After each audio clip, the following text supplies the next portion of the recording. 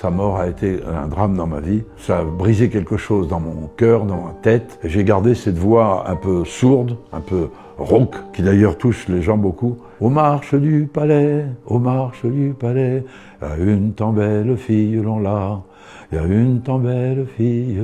Bonjour, je suis Hugo Frey. Vous me connaissez peut-être. Si vous ne me connaissez pas, je vais vous raconter une partie de mon enfance, une partie de mes souffrances, mais surtout une partie de mes grandes joies et mes bonheurs. J'ai grandi dans plusieurs endroits.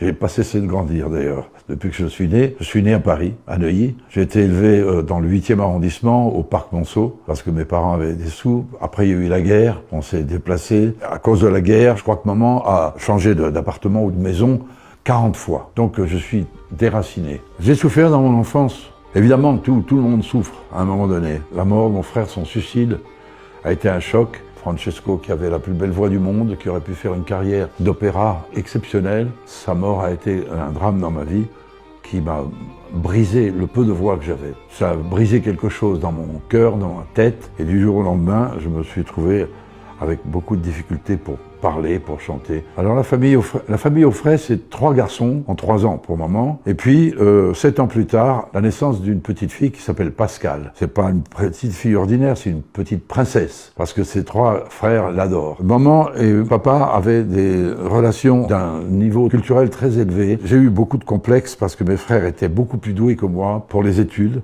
Je n'arrivais pas à lire et évidemment la musique était trop compliquée pour moi. Donc j'ai pas pu apprendre le solfège. Donc j'ai fait de la musique comme les gitans d'oreille. J'ai été élevé dans un monde de musique, disons, classique. Et ça a été pour moi une expérience formidable, mais dans laquelle je ne pouvais pas rentrer. Je n'avais pas les moyens. J'étais dyslexique, gaucher, c'est-à-dire que j'écrivais de la main gauche, mais de droite à gauche.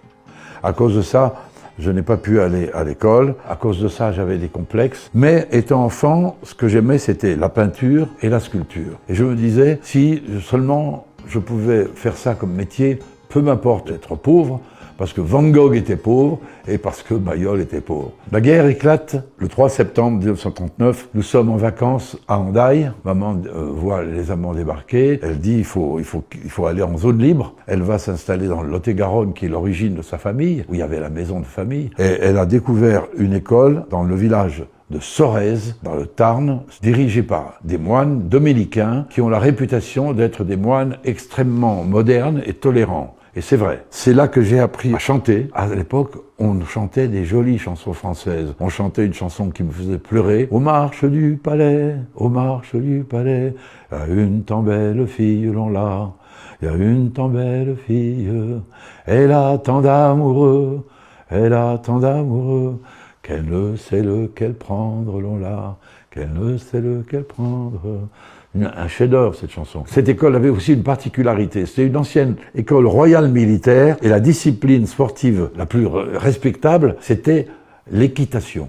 Je suis devenu tout de suite le meilleur cavalier de l'école. Pendant 5 ans, j'ai eu 5 fois le premier prix. Et ça, c'est quelque chose qui a bouleversé ma vie complètement. Parce que d'un seul coup, le petit garçon complexé que j'étais, qui faisait pipi au lit, attention, grâce à l'équitation, en devenant un petit garçon respectable et admiré par les autres, eh bien, je suis devenu l'homme que vous connaissez. À la fin de la guerre, en 1946, comme mes frères étaient partis à Sorèze, j'étais tout seul au collège. Ça se passait mal. Maman m'a dit, maintenant, il est temps que tu rencontres ton père puisque nous sommes divorcés. J'ai donc appris à l'âge de 16 ans que mes parents étaient divorcés. Et maman m'a dit, va en Espagne, parce que ton père est un brave homme, tu verras, et tu pourras continuer tes études. Je vais donc être au lycée français à Madrid, je vais apprendre l'espagnol, la guitare, et je vais faire aussi beaucoup de sport. Alors j'ai jamais imaginé, en jouant de la guitare, que je pouvais devenir une vedette. Je ne croyais pas du tout réussir. Je me disais, tant que je gagne ma vie pour ma famille, ça va. Mais devenir une vedette, non. Donc la première chose, quand j'ai eu un peu d'argent, j'ai pas acheté une Ferrari, j'ai pas acheté une Maserati, j'ai acheté une ferme en Ardèche. Parce que je suis un homme de la terre, un sculpteur. J'ai mis 50 chèvres et j'ai fabriqué du fromage. J'ai eu 2 médailles d'or, le meilleur fromage de chèvre. C'est vrai, 2 médailles. Parce que moi, je suis un paysan dans l'âme. J'aime la terre. Et un sculpteur, c'est quelqu'un qui travaille avec la terre.